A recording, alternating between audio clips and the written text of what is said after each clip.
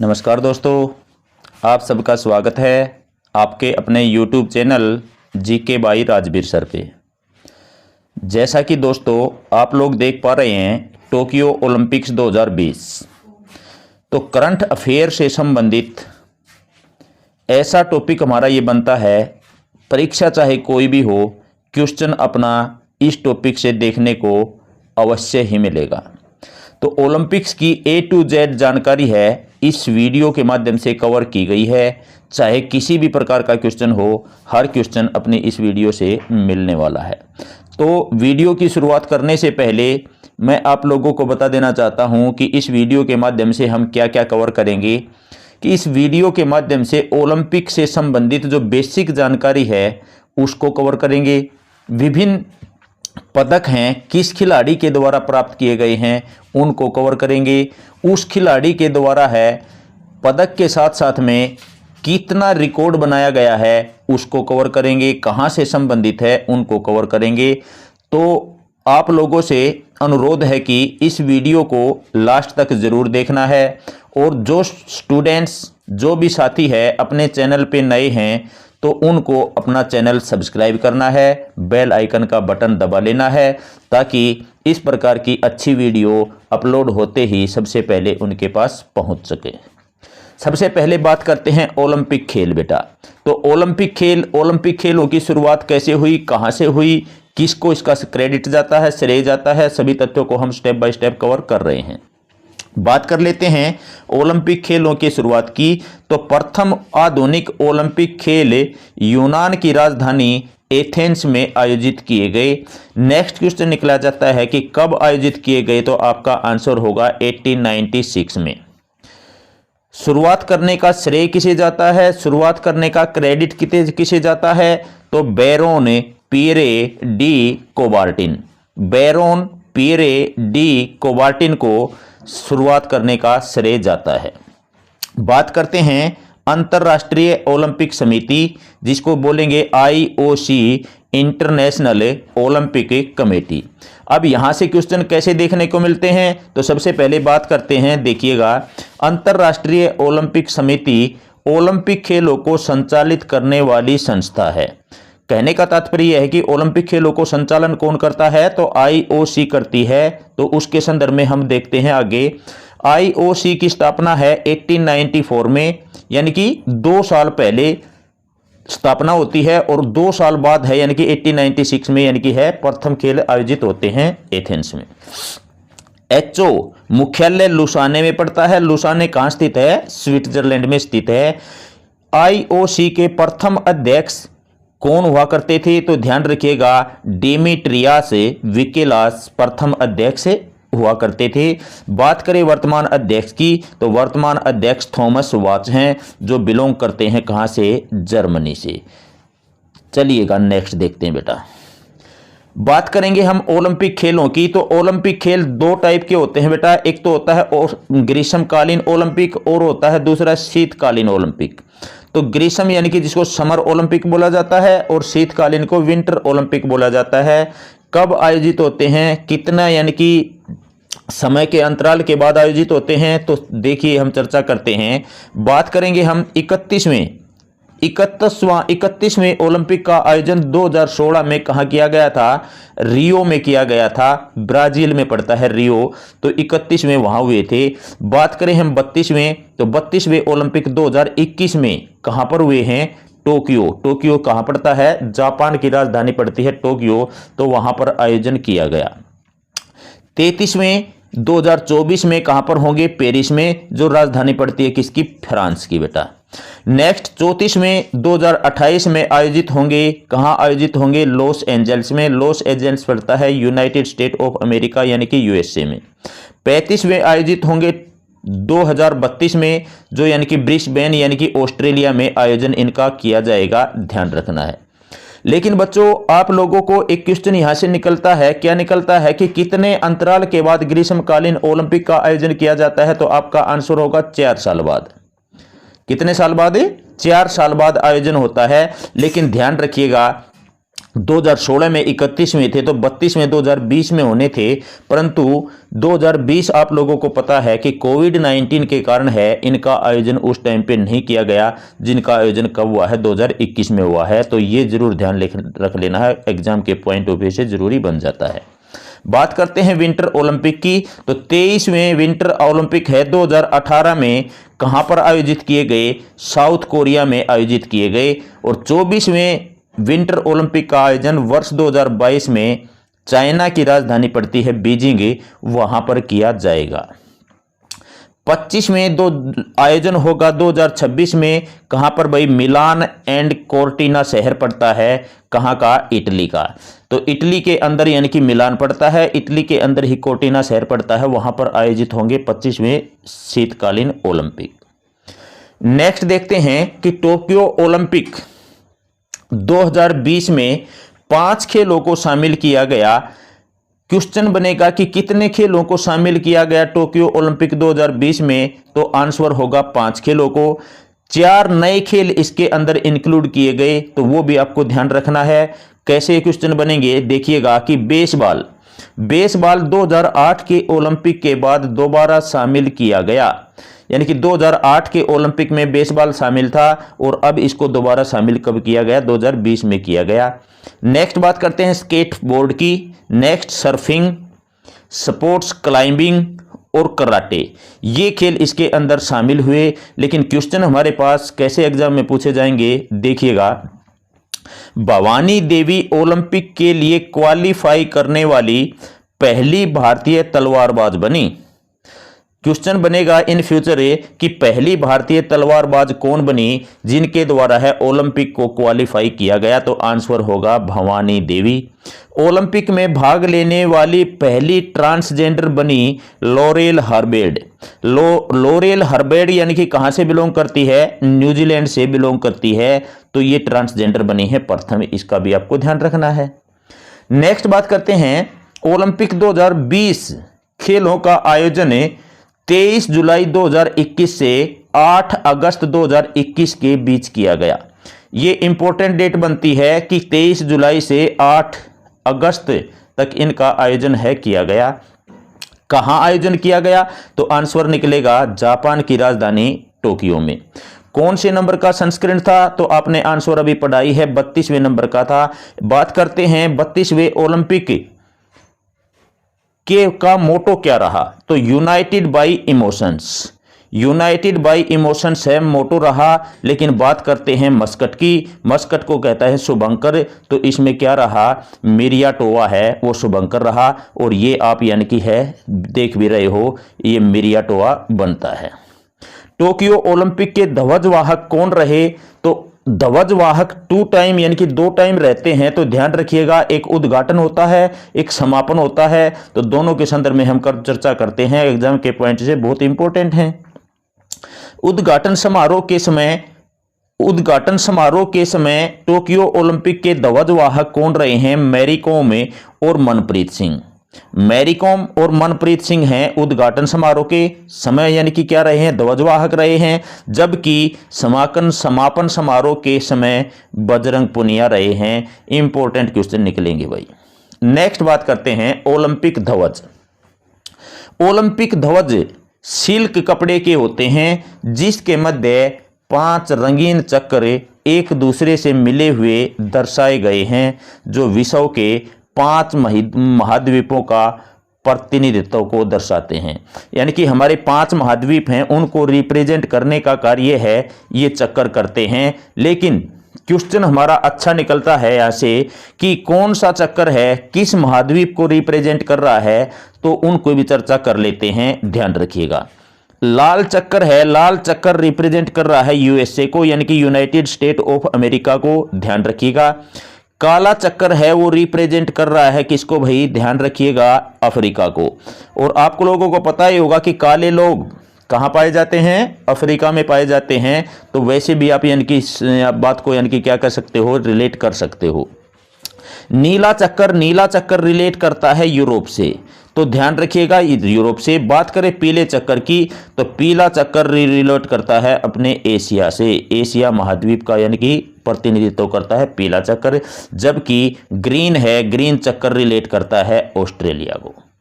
तो ये 5 महाद्वीपों को रिप्रेजेंट करने का कार्य करते हैं, 5 चक्कर हैं जो आपको ध्यान रखना है इस माध्यम से। बात कर लेते हैं मेडल टैली की। टोक्यो ओलंपिक 2020 में मेडल टैली किस प्रकार रही, यानी कि सर्वोपरि कंट्री कौन रहा जिसके द्वारा सर्वाधिक मेडल है वो अर्जित किए गए, तो बात करते हैं यूनाइटेड स्टेट्स। यूनाइटेड स्टेट के द्वारा कितने मेडल लिए गए, तो 39, 41, 33, कुल मिलाते हुए एग्रीगेट हो जाता है 113, 113। तो इसमें ध्यान रखना है कि 39 इसके अंदर यानी कि एक नंबर का पदक होता है बेटा गोल्ड, 2 नंबर का होता है हमारा रजत पदक और 3 नंबर का होता है हमारा ब्रॉन्ज पदक। तो उस संदर्भ में आप इनको ध्यान रख सकते हो। तो इस प्रकार 113 पदक लेते हुए प्रथम स्थान पे कौन रहा, यूएसए रहा। सेकंड बात करते हैं चाइना की, जिसने 38 गोल्ड लिए हैं, 32 हमारे कौन से लिए हैं सिल्वर पदक और 18 लेते हुए 88 पदक टोटल उसके द्वारा अर्जित किए गए, दूसरा स्थान उसके द्वारा हासिल किया गया। थर्ड स्थान पे जापान रहा है, कुल कितने पदक, 58 पदक लेते हुए जापान। बात करते हैं ग्रेट ब्रिटेन की, तो उसके बाद में यानी कि 65 पदक लेते हुए फोर्थ स्थान पर यानी कि ग्रेट ब्रिटेन रहा है। देखिएगा एक क्वेश्चन आप लोगों के मन में यानी कि उभर के सामने आया होगा कि 58 पदक लेते हुए जापान तीसरे स्थान पे है, जबकि ग्रेट ब्रिटेन है 65 पदक लेते हुए कौन से स्थान पे है, फोर्थ स्थान पे है। तो इसका रीजन क्या है, तो इसका रीजन बच्चों ध्यान रखना है, टोटल एग्रीगेट से हमारा यानी कि क्रम है ऊपर नीचे नहीं रहता है, ध्यान रखिएगा। ये it's depend on gold medal, तो जिसके गोल्ड मेडल ज्यादा होते हैं वो यानी कि है ऊपरी स्थान पर आता है, यानी कि सबसे पहले उससे ऊपर स्थान चला जाता है। जैसे 27 गोल्ड मेडल लिए, पदक उसने 58 लिए हैं टोटल, इसने 22 मेडल लिए हैं, तो ध्यान रखिएगा इसने यानी कि टोटल में 65 लिए हैं। तो इस संदर्भ में ध्यान रखना, गोल्ड के अंदर डिफरेंस होने के कारण तीसरे स्थान पर जापान गया है और ग्रेट ब्रिटेन फोर्थ स्थान पर आ गया। बात कर लेते हैं हमारे किसकी, इंडिया की, भारतवर्ष की। तो भारतवर्ष रहा है 48वें स्थान पे। कौन से स्थान पे बेटा, 48वें स्थान पे रहा है। कितने पदक प्राप्त करते हुए, 7 पदक प्राप्त करते हुए, ध्यान रखिएगा। 1 गोल्ड पदक प्राप्त किया गया, 2 इसके अंदर सिल्वर और 4 हमारे ब्रॉन्ज पदक हैं प्राप्त किए गए। तो इस प्रकार ध्यान रख सकते हो, 1, 2, 4 कितने हो जाते हैं, 7 हो जाते हैं। ध्यान ऐसे भी रख सकते हो, बातों को रिलेट कीजिएगा बेटा कि 1 2 का 4। अनिल कपूर की एक मूवी हुआ करती थी, तो उसमें एक गाना बहुत ही उस टाइम पे पॉपुलर हुआ करता था कि 1 2 का 4, 4 2 का 1, माई नेम इज लखन। तो ध्यान रखिएगा कुल पदक कितने प्राप्त किए गए, 7 पदक हैं प्राप्त किए गए हैं। तो ध्यान रखेंगे 1 2 4 यानी कि कितने हो जाते हैं, 7 पदक। चलिए अब यानी कि हरियाणा से या अपने भारतवर्ष से जो पदक लेके आए हैं उन खिलाड़ियों के संदर्भ में जितने भी मोस्ट इंपोर्टेंट क्वेश्चंस निकलते हैं तो उन सभी को कवर करते हैं। सबसे पहले बात करते हैं नीरज चोपड़ा की। नीरज चोपड़ा एक महान शख्सियत हैं जिनके द्वारा है एक इतिहास रचा गया। तो ध्यान रखेंगे इनसे क्वेश्चंस आपके एग्जाम में देखने को मिलेगा ही मिलेगा। तो इनका जन्म होता है यानी कि नीरज चोपड़ा का जन्म होता है बेटा पानीपत में। पानीपत में यानी कि पानीपत कहां पड़ता है, हरियाणा में। और पानीपत में एक गांव पड़ता है खंडरा, तो खंडरा के अंदर यानी कि इनका जन्म होता है। तो ध्यान रखना है उस पॉइंट का भी, तो एक्यूरेसी के साथ में भी आपसे पूछा जा सकता है। नीरज चोपड़ा ट्रैक और फील्ड एथलीट प्रतिस्पर्धा में भाला फेंकने वाले खिलाड़ी हैं। दूसरे शब्दों में बात करूं कि जेवेलिन थ्रो से संबंधित खिलाड़ी कौन है, नीरज चोपड़ा हैं। इन्होंने 87.58 मीटर भाला फेंककर टोक्यो ओलंपिक 2020 में गोल्ड मेडल जीतकर इतिहास रचा है। नीरज चोपड़ा ओलंपिक के ट्रैक एंड फील्ड में मेडल जीतने वाले पहले भारतीय खिलाड़ी बने हैं। ध्यान रखेंगे कि इनकी अदर अचीवमेंट की और क्या क्या इनके द्वारा है अचीवमेंट ली गई हैं। 2016 में दक्षिण एशियाई खेल हुए, उनके अंदर इनके द्वारा गोल्ड मेडल है जीता गया। 2017 में एशियन प्रतियोगिता का आयोजन हुआ, उसमें गोल्ड मेडल जीता गया। 2018 में राष्ट्रमंडल खेल हुए, उसके अंदर गोल्ड जीता गया। राष्ट्रमंडल खेलों को CWG के नाम से भी जाना जाता है, यानी कि कॉमनवेल्थ गेम्स। बात करें 2018 के एशियाई खेलों की, उसके अंदर भी गोल्ड पदक प्राप्त किया गया। और 2020 में जो ओलंपिक खेल आयोजन हुए तो ध्यान रखिएगा, वैसे तो 2021 में हुए हैं, तो ध्यान रखिएगा स्वर्ण पदक इनके द्वारा प्राप्त किया गया। तो बहुत ही यानी कि प्रशंसनीय खिलाड़ी बनते हैं। और ध्यान रखना है, अभी करंट से संबंधित एक नया क्वेश्चन इनसे और निकल के सामने आ चुका है कि पुणे के अंदर एक खेल स्टेडियम का नामकरण नीरज चोपड़ा के ऊपर किया गया है। नेक्स्ट बात करते हैं मीराबाई चानू की। तो मीराबाई चानू एक भारतीय भारोत्तोलन यानी कि वेट लिफ्टर खिलाड़ी हैं। इनका जन्म होता है इम्फाल में, इम्फाल पड़ता है मणिपुर। तो मणिपुर की कैपिटल क्या है? इम्फाल है। मीराबाई चानू ने टोक्यो ओलंपिक 2020 में सिल्वर मेडल जीतकर इतिहास रच दिया। इनके द्वारा है 49 केजी भार वर्ग में पदक अपने नाम किया गया और भारत को टोक्यो ओलंपिक में सबसे पहला मेडल मीराबाई चानू ने ही दिलवाया था। मीराबाई चानू ने क्लीन एंड जर्क में 115 केजी और स्नैच में 87 किलोग्राम से कुल मिलाते हुए 202 किलोग्राम वजन उठाकर सिल्वर मेडल अपने नाम किया है। ध्यान रखिएगा कि 2018 में इन्हें पद्मश्री और राजीव गांधी खेल रत्न पुरस्कार से सम्मानित किया गया था मीराबाई चानू को। नेक्स्ट देखते हैं रवि कुमार दहिया। रवि कुमार दहिया एक भारतीय पहलवान यानी कि रेसलर हैं। जन्म होता है इनका सोनीपत में, सोनीपत पड़ता है बच्चों कहां पे? हरियाणा में। रवि कुमार दहिया ने पुरुषों के 57 किलोग्राम भार वर्ग में सिल्वर मेडल जीता है। रवि कुमार दहिया ओलंपिक में सुशील कुमार के बाद सिल्वर मेडल जीतने वाले दूसरे भारतीय पहलवान हैं। नेक्स्ट क्वेश्चन की बात कर लेते हैं। 2019 के विश्व चैंपियनशिप में इनके द्वारा ब्रॉन्ज मेडल है वो प्राप्त किया गया।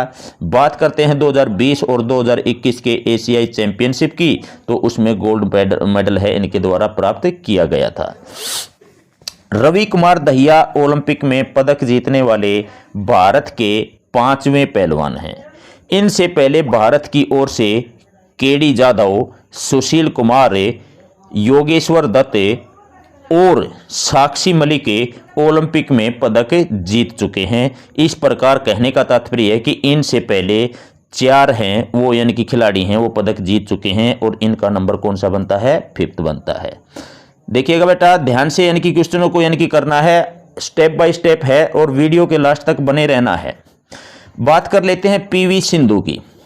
पीवी सिंधु एक भारतीय बैडमिंटन खिलाड़ी हैं। जन्म इनका कहाँ होता है? हैदराबाद में होता है।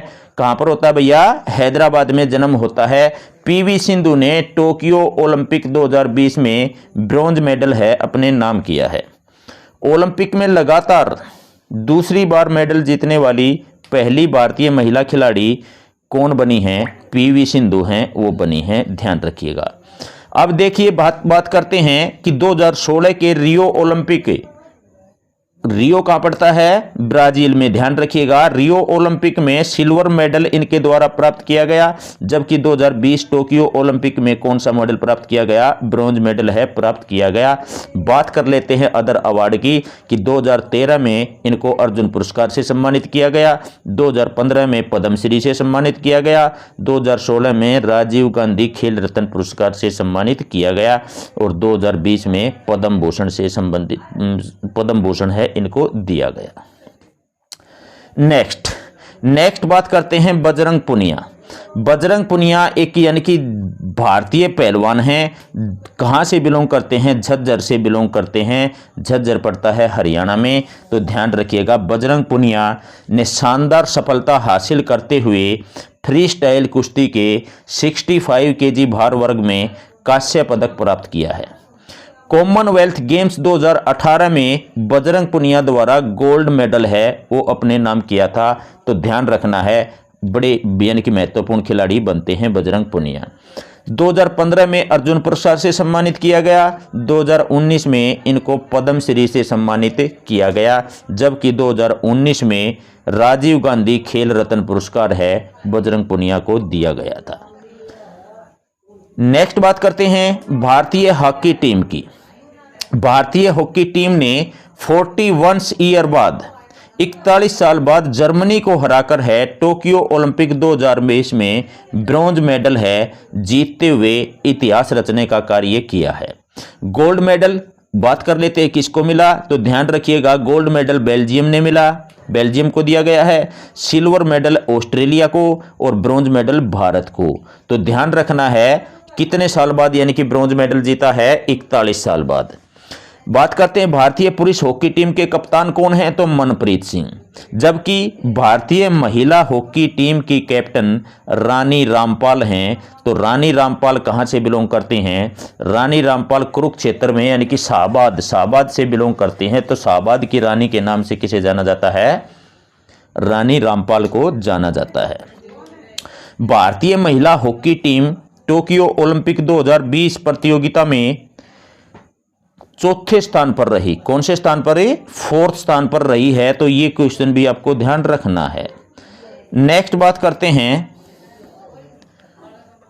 देखिएगा इससे संबंधित बेटा हमने जितने भी क्वेश्चंस टोक्यो ओलंपिक से संबंधित इंपॉर्टेंट थे उनको कवर करने की कोशिश की। तो वीडियो के लास्ट तक बने रहने के लिए आप सभी का धन्यवाद है। लेकिन आप लोगों से मैं ये अपेक्षा जरूर करूंगा कि जो साथी अपने चैनल से नया जुड़ा है तो मेरे को कमेंट करके जरूर बताना है कि वीडियो आप लोगों को कैसी लगी। तो वीडियो इस प्रकार की अच्छी वीडियो है प्राप्त करने के लिए अपने चैनल को लाइक करना है, सब्सक्राइब करना है, शेयर करना है। Thank you. जय भारत, जय हरियाणा।